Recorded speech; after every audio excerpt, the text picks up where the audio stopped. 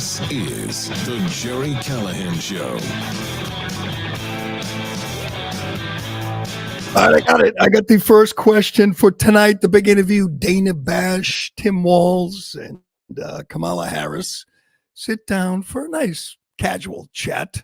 There's lots of good questions she could ask. Dana Bash could ask these two clowns. It is Kamala Harris's first interview, 39 days after being anointed the Democrat nominee. She made the rules again.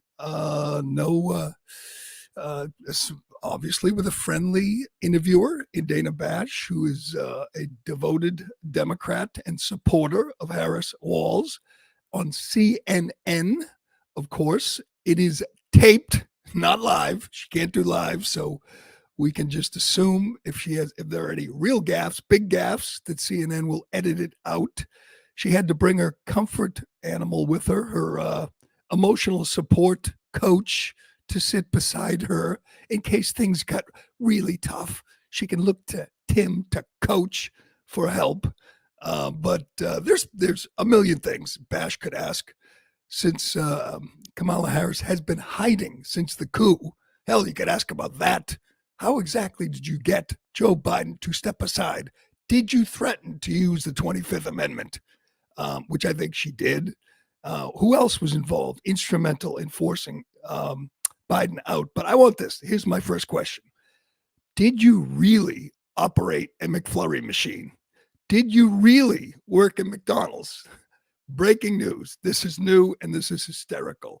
She has bragged repeatedly about her job when she was in college working at McDonald's. They have used it as an example of her actually working in the private sector. Tim Walz has bragged about it, that she could operate a McFlurry machine, and Donald Trump could never do that. Yeah, the guy who built skyscrapers in New York could never operate a McFlurry machine.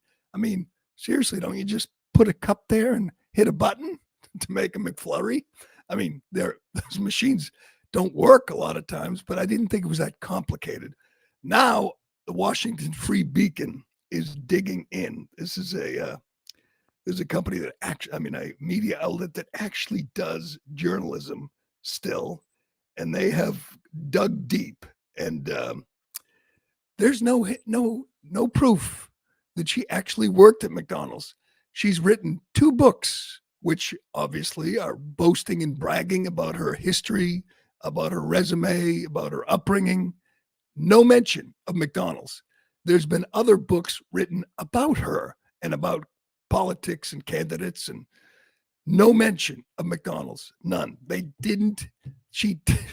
I'm just going to assume she's lying again, and she didn't actually work there. Now, the rest of the media will have no interest in this, of course, because it doesn't help the cause.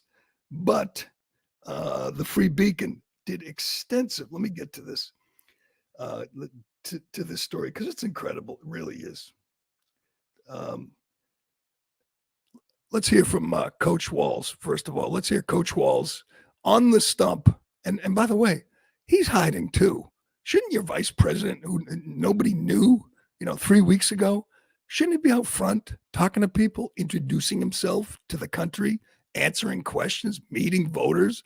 But no, this liar, this fraud, this stolen valor phony is in hiding as well. He's doing his first real interview, sitting next to Kamala tonight and laughing at her jokes, which will be insufferable.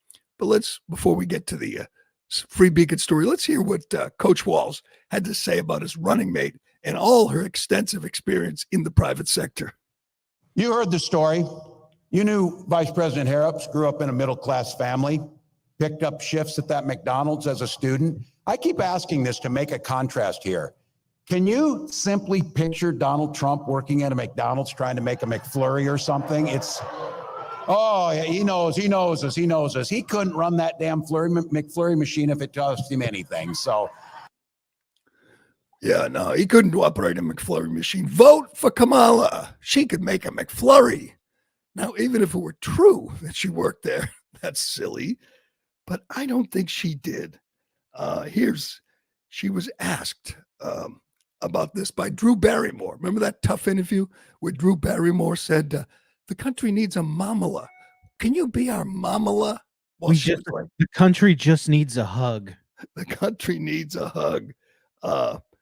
She asks, I heard a rumor that you worked at McDonald's. Yes, I did. I did work at McDonald's, Harris said, laughing. When I was in school, I did fries and I did the cashier. Then I did the cashier. Now, I don't know what his name was, but I believe that. Drew Barrymore gasped. I didn't know that about you. Neither did anyone else who followed Harris's long career in public life until she ran for president in 2019 and began to make the job at McDonald's a centerpiece of her biography. Harris's work at McDonald's, which allegedly took place in the California Bay Area, is a recent addition to her carefully curated life story.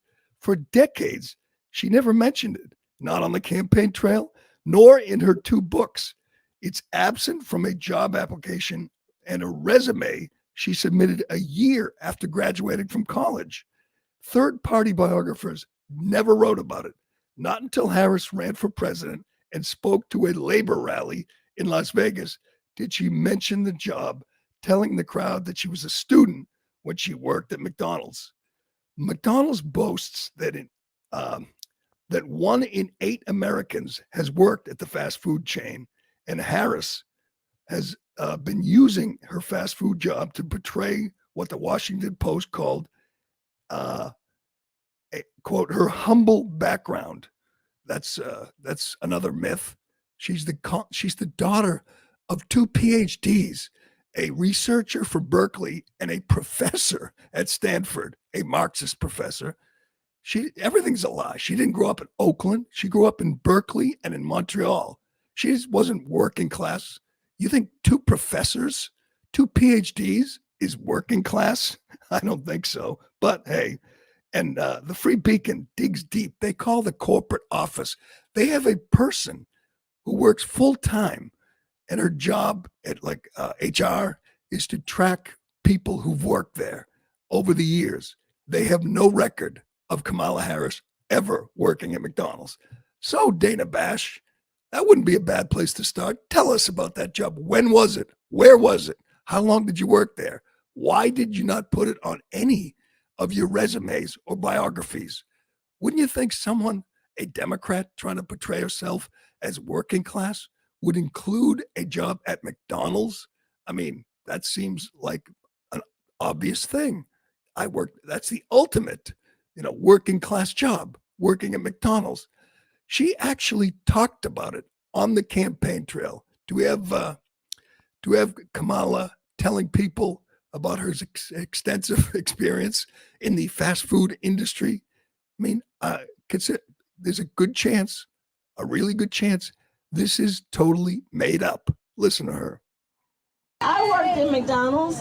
I was a student when I was working at McDonald's. There was not a family relying on me to pay the rent, put food on the table, and keep the bills paid by the end of the month.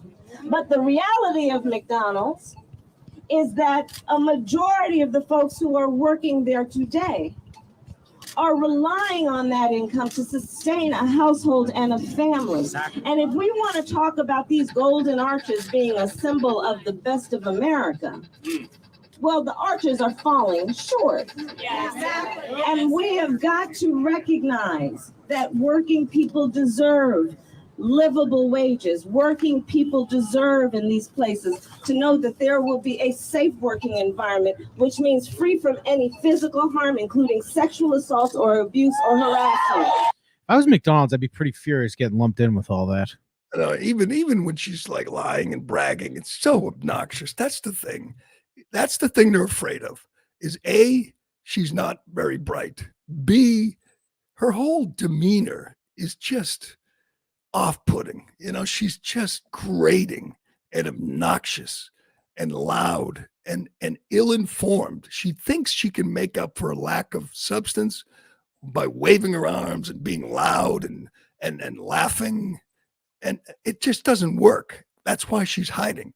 That's why we don't get to see her, because the more you see her, the more you hear from her, the more you realize that she's just vapid, that there's nothing there, that she could not handle a free-flowing conversation. Here's this. I mean, you read this and tell me she's not completely making it up. A woman who's writing books about her career and how she came from the working class doesn't mention that she worked at McDonald's, doesn't think that belongs on a resume. They're literally, check this out. In October 1987, she spilled out a job application. The Free Beacon got a hold of it. It told her to list every job she's had for the last 10 years. She didn't list a job at McDonald's, though she did list another summer job she held that summer. So she leaves out the one that would make her look the most genuine, relate to the working class the most. Just left it out. But hey, that's just one thing. That's just one thing Dana Bash could bring up. I think if you're Bash and you're actually going to pretend to do journalism for a change, there's a really simple approach here. Just focus on the flip-flops. Just focus on the policies she's changed over the last 39 days. I mean, fracking. You were against fracking. Now your aides say that you're for fracking. What changed? Why change? Was Joe Biden wrong? Were you wrong? How about the wall? You now support the wall. You once called it a vanity project. You said it was racist. Why did you change your mind about the wall? Medicare for all. You were a co-sponsor with Bernie Sanders. You wanted to give strip people of their private health insurance and force everybody onto Medicare. What changed? What was wrong? Why did you think that then and not now? I mean, I understand the interview's only 90 minutes or probably less, so they don't have time to cover all her flip-flops. But these used to be disqualifying. You know, when John Kerry said I was against the war before I was for it, I mean, that was a big deal. Now you have a candidate, a major party candidate who's leading in the polls. There's a good chance she could be president, who has flip-flopped on everything. And it's not a big deal. She's evolved. She's recalibrated, according to the New York Times. But if you're Dana Bash, that's a pretty good place to start. Why did you change your mind on all these things? Why do you want to close the border now after it's been wide open for 3.5 years? What changed? Why are you a different candidate now than you were in 2019 when you're espousing all these crazy radical views and the voters rejected you when you were polling at 1% because you were so extreme, so radical? Why are you different now? What changed? I mean, isn't that the big question? What has changed? Donald Trump was asked yesterday by the Daily Mail, what would he ask Kamala Harris? Here's Trump. Positions. What are the specific questions you'd like to see Dana Bash ask her tomorrow? Well, the first thing I want to do is say, why isn't it live? It's not a live interview. It's an interview that's going to be taped and then edited and then put out. So that's not even an interview. Then she's doing it with her vice president sitting there. So she's not very smart. When they ask her a question that she can't answer, she'll just look at him. You answer it. I can't imagine. Everyone's waiting for her to do an interview because she's been a very big failure on interviews before, as you know, a tremendous failure. And she brings in the vice president, who, by the way, isn't so good himself. He's been a disaster, this guy. He has been a disaster. His state is in a state of shock from his governorship. He's been a horrible governor. You look at employment numbers, you look at the people that are leaving, you look at all of the problems. Minneapolis is a burn down. They never built it back. It was terrible. He's been a terrible governor. It was a crazy pick, but he's sitting with her to help her out. So this is not the kind of a person we need as president. What would you like to see the interview focus on? He didn't answer. Donald, this isn't that tough. He's right. It's tape. She's hiding. He's a terrible choice as VP. But why not just give a couple suggestions here? Here is Axios. Now, they're, again, a left-wing outfit. They're an arm of the Democrat Party. They give a list of questions for Bash to ask Kamala and Tim. And I can't picture her answering any of them clearly, coherently. with any knowledge at all. I'll just go down the list quick. Price gouging. Could you define price gouging or price gauging, as she calls it? What are the thresholds for your administration to take? Taxes. When you say only the wealthy will see the taxes increase, how high should that go? When you repeal Trump's tax cuts, everyone gets a tax hike. Can you explain that? What changed for you on the border? Why are you suddenly supporting the wall? Inflation. What was the inflation rate when you took office? That's a good one, because she'll lie. It was 1.4. She'll say it was 9, like Biden always said. And does your administration bear any responsibility for the massive increase in prices? Supreme Court. Will you ask any Supreme Court justices appointed by Democrats to retire after 18 years, since you support the 18-year term limit? How about this one? You think she could ever do? Do you agree with Joe Biden that the United States is prepared to defend Taiwan if China invades?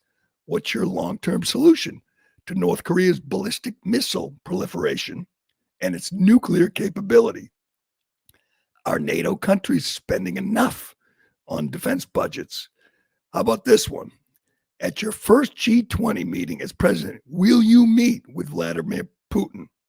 Do you support Ukraine's incursion into Russia? If so, does the administration still have restrictions on Ukraine's use of long-term ballistic missiles to strike inside Russia? Now, can you imagine this bubblehead answering any of those questions clearly and concisely? We're going to see once again, this is the least presidential, the candidate we've ever seen for president. This is not a woman who is fit for the office. She's not capable of doing the job. They are hiding her for a reason. All you have to do is take a look back when she actually ran for president, when she was actually asked real questions. Hell, look at her yesterday. She went to a high school with Tim Walz, a high school. Even Walz is confused and kind of befuddled listening to her talk to these children, because she treats them, I believe these are like 18-year-old kids, 17-year-old kids, and she talks to them like they're 5. I guess that's where she's most comfortable, talking to people like they're 5-year-olds. Watch this. This is just embarrassing performance in front of the kids. Go ahead. So, I've been hearing about you incredible young leaders for quite some time, from the players to those who are bringing joy to everybody in the stands, to the music that you guys are creating.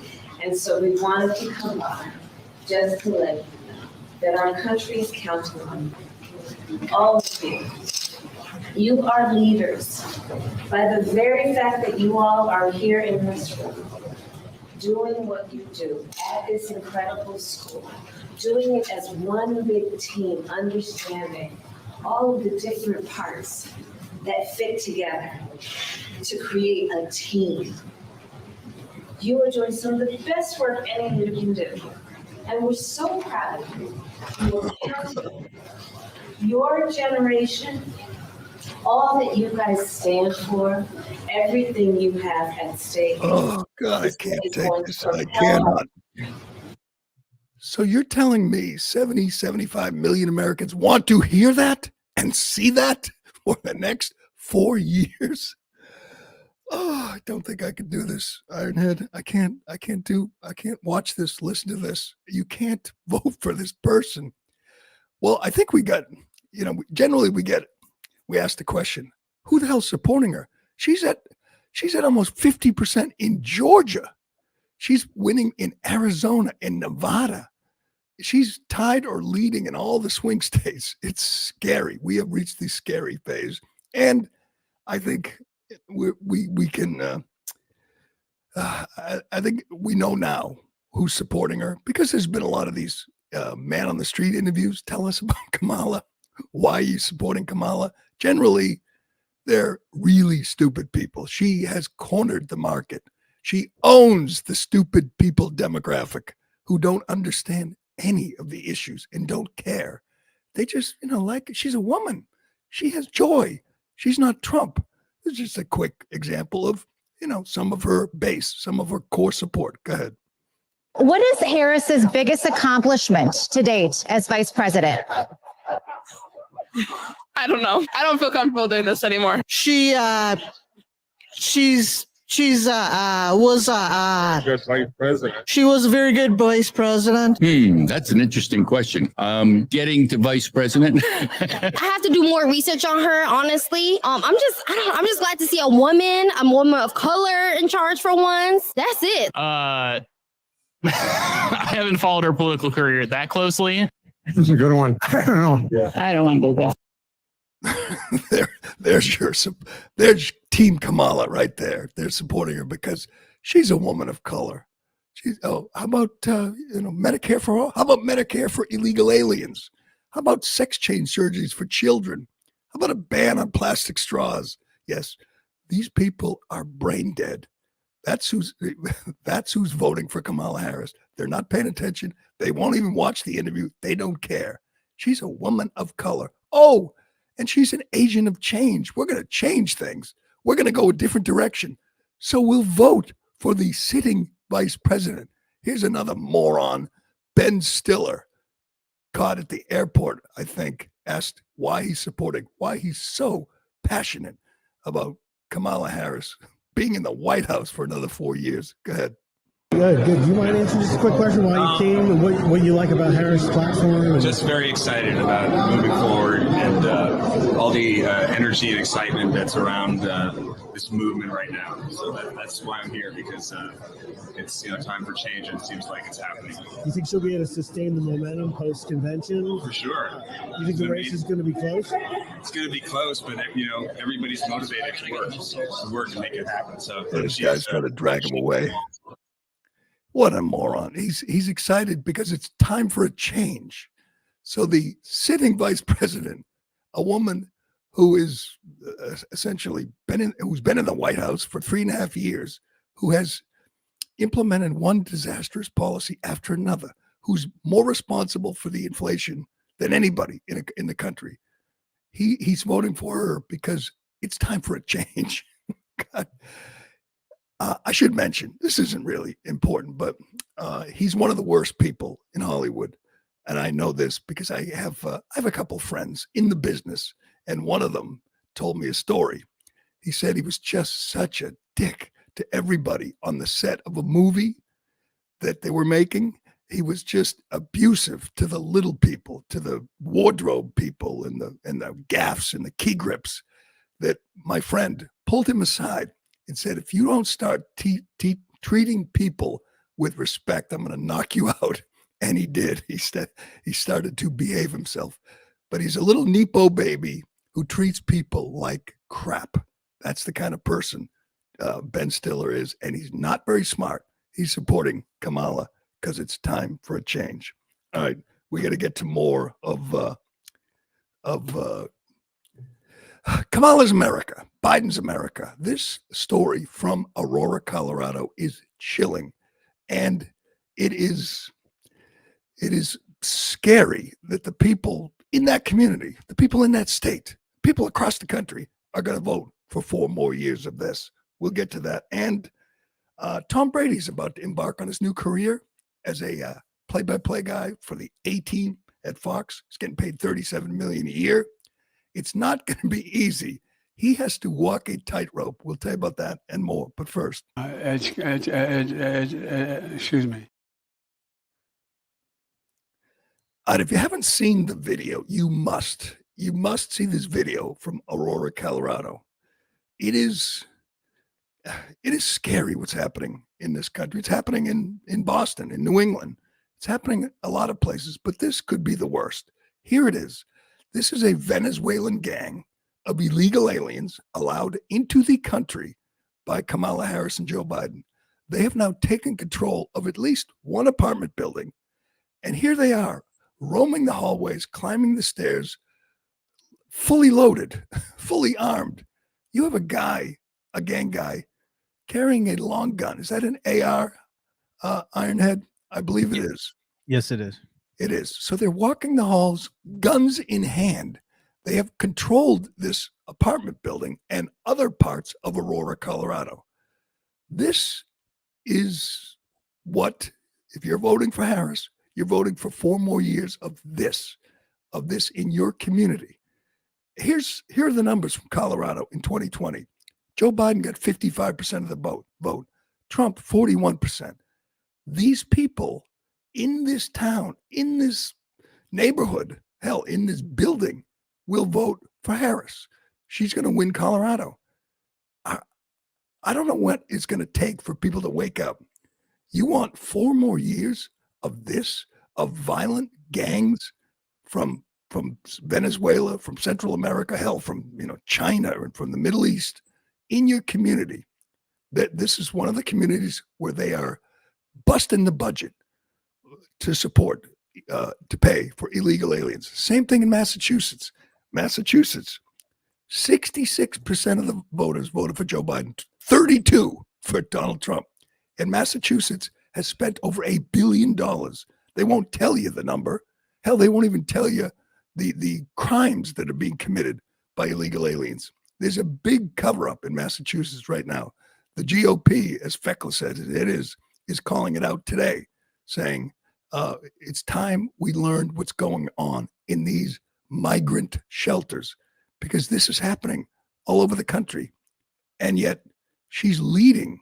Hell, she's going to win Massachusetts and Colorado easily. What the hell are people thinking? Can someone explain that to me? Someone on the chat line. How are they looking at this video and saying, yes, it's time for a change. Let's vote for Harris. The woman who was the border czar, the woman who said we should no longer call them illegal aliens. That's just not right. The woman who allowed everyone you see in that video to walk into this country and take over their community. They talk to some of the residents. They're scared to death. They're double bolting their doors and just hoping to make it through the night without these friggin' gang members kicking in their door. That's your future right there. You're watching. If you vote for Harrison Walls, there you go. These are the people they let into the country. These are a handful of the 15 million who've come into the country because we've lured them here. Joe Biden invited them here. Why wouldn't you come here? I mean, you get a free hotel room, you get free food, phone, you get movie nights, you get everything for free, and it's not enough. That I can't even look at these videos. It's just Jerry, were those guns acquired legally? That's the question. Good question. Yeah, that's true. We got a gun problem. That will be the response. If you ask a Democrat, they'll say we have to do more to get guns off the street. You think any of these guys registered? They're following the gun laws? I have another question. Where are the cops? Well, I mean, did any of the residents call the cops? Anyone call the cops and say, there's guys roaming the hallway with ARs. They're robbing us. They're demanding protection money, whatever they're doing. They're selling drugs, and the cops are nowhere to be found. It's like out of control. This is frightening. Colorado. Yeah, there's your response. Ask Kamala Harris about it tonight. What's she going to say? She's going to say, "Oh yeah, we're going to crack down on the border. We're going to stop the invasion." She's going to say that with a straight face, with Tim Walz sitting there. I mean, it's just I can't even look at this. Honest to God, let's listen to some of Kamala's greatest hits. Go ahead.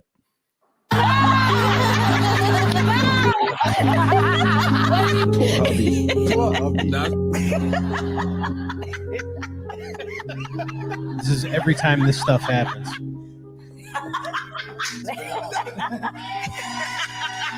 I'm gonna vomit tonight. If she talks about joy, did that look joyful? That apartment building in Aurora, Colorado, that looked joyful. You think Laken Riley's family or Rachel Marin's family or Jocelyn Nungaray, are their families feeling joy?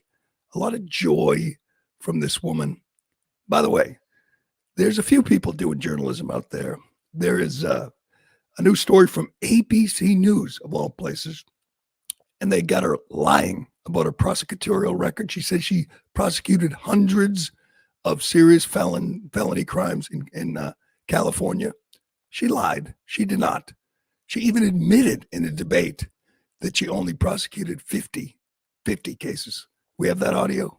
Go ahead. You should be embarrassed as a prosecutor that you've had 6 cases overturned, 4 of which have been for prosecutorial misconduct. I'm glad you you corrected should be Ms. Harris, embarrassed. how many cases have you tried? Can you tell us how many serious felonies you have tried? Can you tell us one? I've tried about 50 cases, Mr. Fazio, and it's about leadership. You know, Ms. Harris, why does your information, which is still published, say that you tried hundreds of serious felonies? I think that's misleading. I think that's disingenuous. I think that shows that you are incapable of leadership and you're not to be trusted. You've continued to put out information which says you have tried hundreds of serious felonies.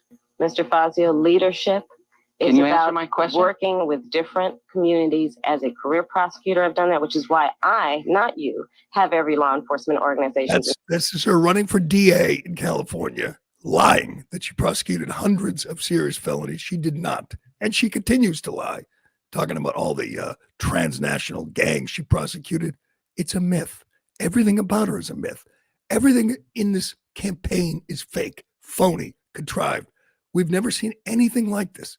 She has nothing to run on, nothing. And yet the media is there to help her along. Dana Bash will help her tonight.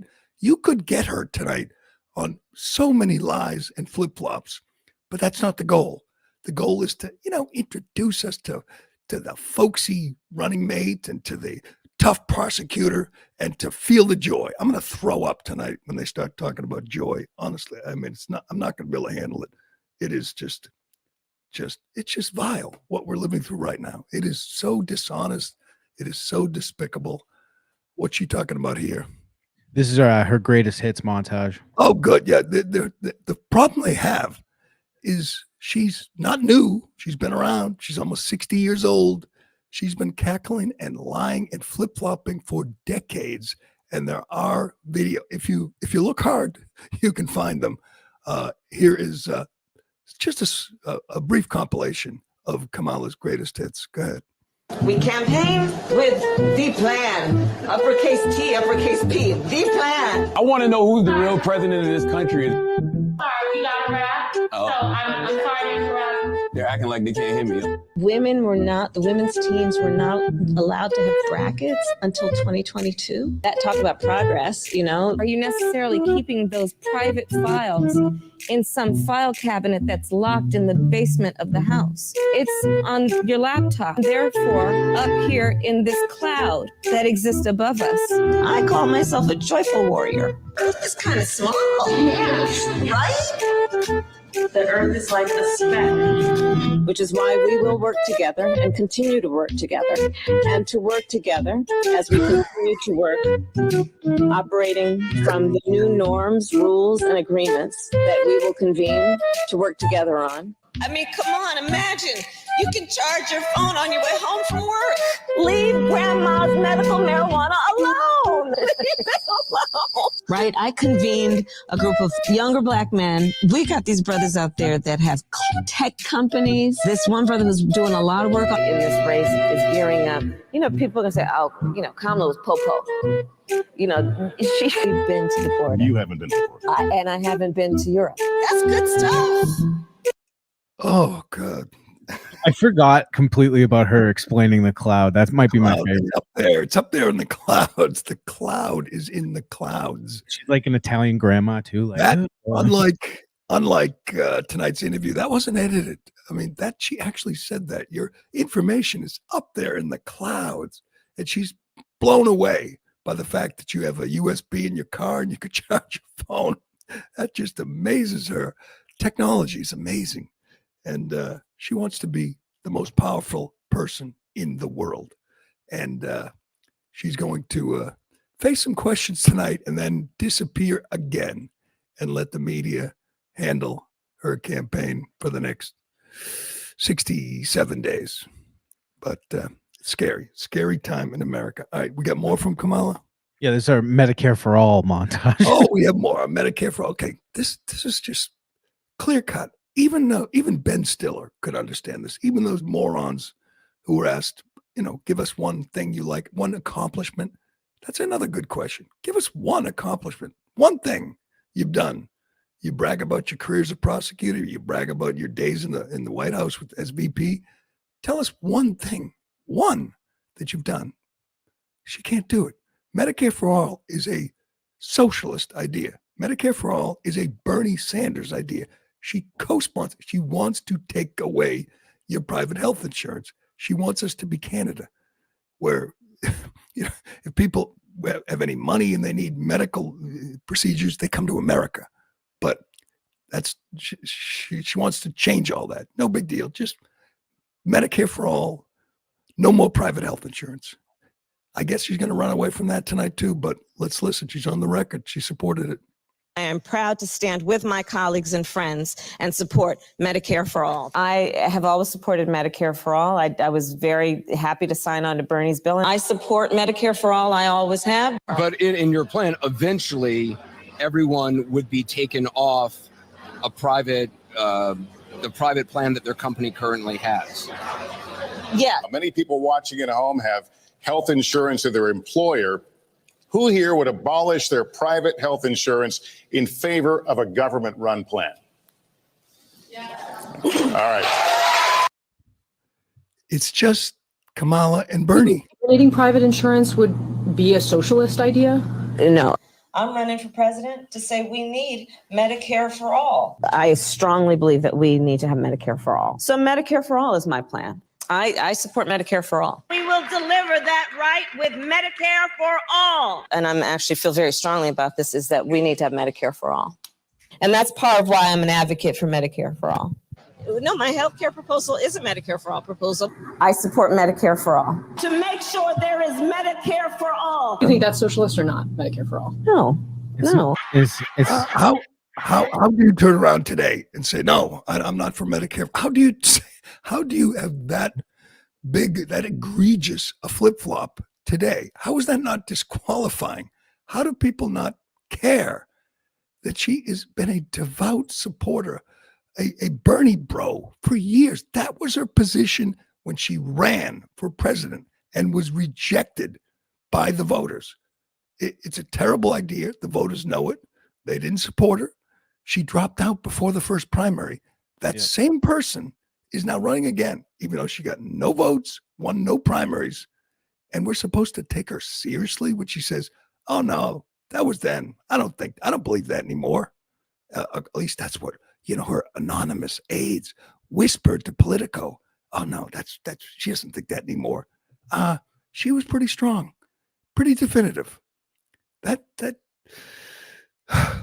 is incredible. It is incredible that we're taking this person seriously, and half the country is prepared, more than half, to go to the polls and vote for that. We are in a very, very dark place in this country, but maybe people wake up. Maybe they'll learn more about her. Maybe they'll do their research, and maybe they'll understand that she is just a complete fraud. Everything about her, everything she says, everything she believes. And like with Bernie, he believes the stuff. The defense for Kamala, she doesn't really believe any of it. She's just doing, what her handlers tell her to do. She's just trying to win. She doesn't believe it. She doesn't have any real core beliefs of any kind. She doesn't believe in anything.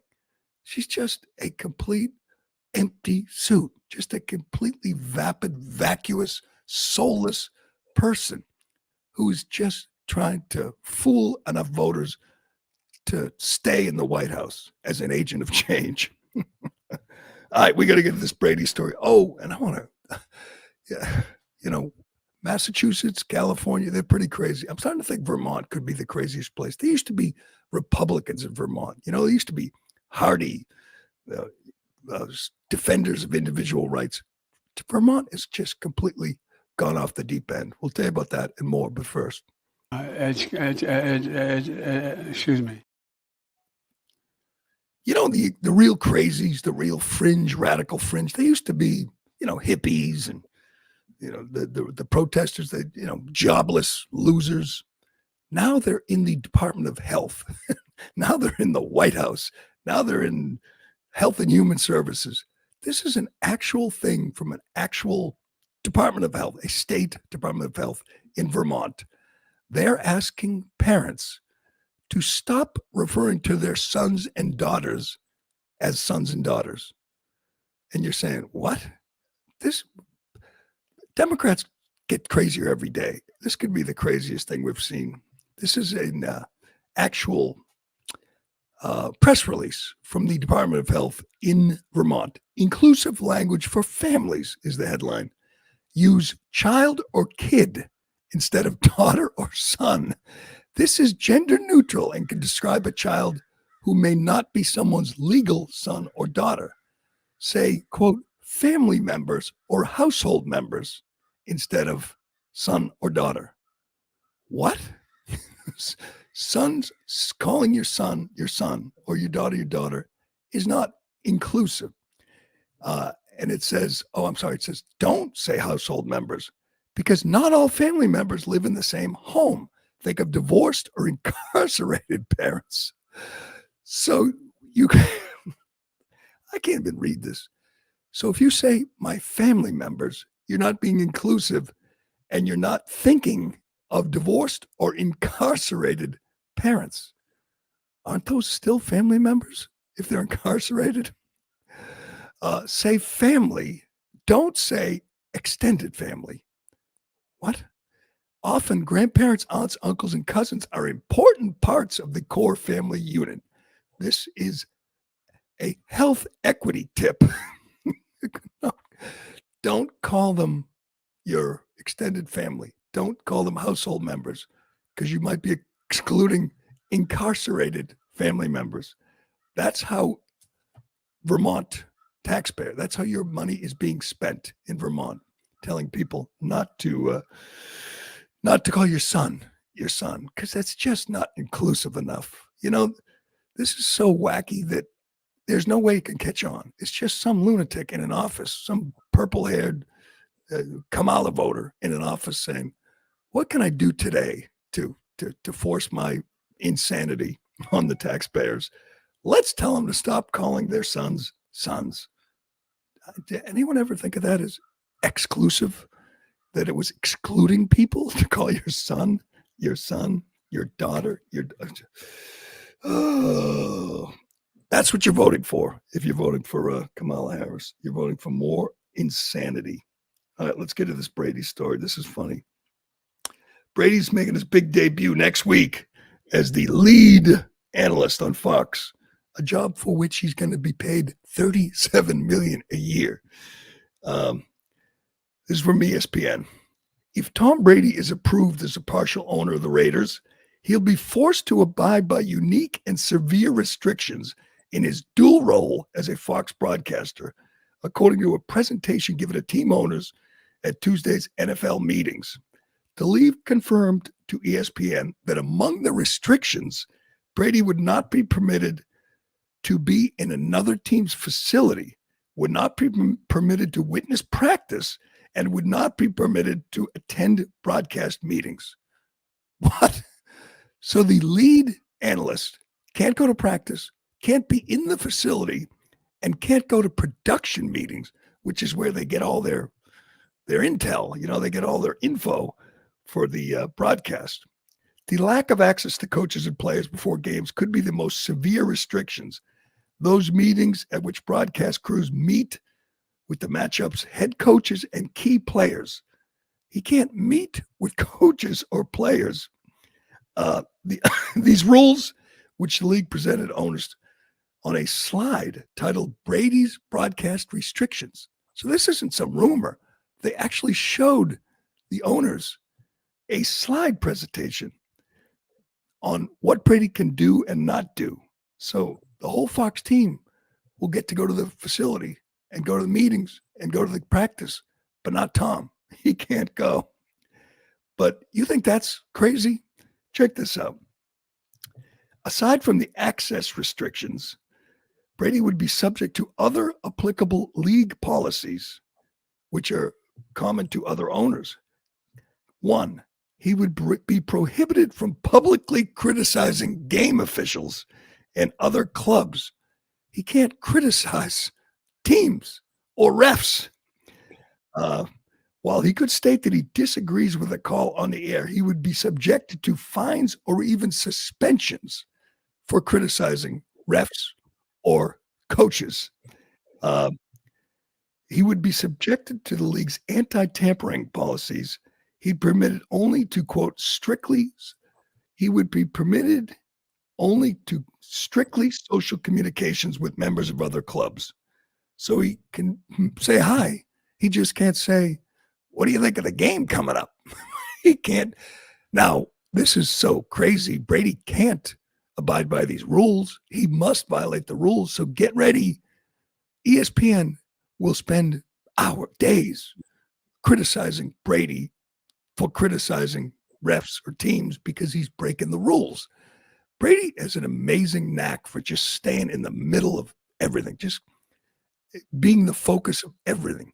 So he'll be calling games, the big games for Fox, and the attention, at least at first, will be on Brady and what he said and what rules he broke.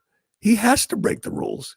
You can't do this job without breaking those rules, and he has to be good at this job, or he's going to just get pilloried from all directions. Everyone is hoping he stumbles and falls. They're hoping he sucks at this job, which he won't. But if he does it and does it well, he's breaking NFL rules. He's going to get fined. He could get suspended. This is the craziest thing. If he's approved as an owner, and I guess those are the rules. We haven't had an owner sitting in the analyst's chair before. Brady again is setting a new precedent. I'm telling you, I'm looking forward to this more than I'm looking forward to watching the games. I'm looking forward to Brady and all the attention, certainly more than the Patriots, who named Jacoby Brissett their starting quarterback this morning. Jacoby is 18-30 as a starter in the NFL, which is probably why the over-under on wins for the Patriots, the New England Patriots, is, do I have this right, Ironhead, 4.5? I'm seeing it in two places, 4.5 or 5.5, depending on where you 4.5 look. or 5.5. So 5 games. We'll say 5 games is the over-under on wins. They play 17 games, right? They're expected to lose at least a dozen games. This is amazing. They used to win 5 games in their division by Halloween, and now they're expected to finish last in their division. And their number 3 pick in the draft, Drake May, is going to be sitting on the sidelines, at least for now. This is a whole new world for Patriots fans. 5. That's how many games they're expected to win. Don't they still play the Jets twice? Yeah, The Jets over-under is 9.5. The Patriots are expected to finish last by a good distance. They're not expected to be competitive at all, but we'll be watching anyway. Next week, not this week, next week, as they open up at Cincinnati. That's a tough start, but we will see. But we'll leave it there tonight. I'm getting ready for the big debate. I'm not going to be able to handle this, Ironhead. I'm going to lose my mind. Me too. If she starts kissing their ass and asking about whatever, cooking, and that fat fraud Walls is giggling and laughing. I mean, they could do an hour on Walls' lives. Are they going to ask about his stolen valor? I mean, they're going to ask about the way he handled COVID in Minnesota, about shutting down businesses and schools and putting grandmas in jail for opening their business. Oh, man. What does Greg say? Oh, don't worry. Something will happen to the Jets. Well, Aaron Rodgers could get hurt again, but if he's healthy, they're going to win more games than the Patriots. I'm sorry. They're going to go very deep into the playoffs, too, I think. The Jets? Yeah. I hope so. It's interesting. Aaron Rodgers is fun to watch. I'm looking forward to that. And you know what? There are 3 really good quarterbacks in the division and 1 Jacoby Brissett. It are dark times for the Patriots, man. And somewhere Belichick will be doing his Pat McAfee thing, or he's going to be on the Manning cast. It's going to be fascinating watching Belichick on the Manning cast, not for any Patriots games because those are Monday night games, but when he's just going to be loving it if the Patriots struggle. But all right, we'll leave it there for today. Thanks for listening. Thank you, Ironhead. I'm Jerry K.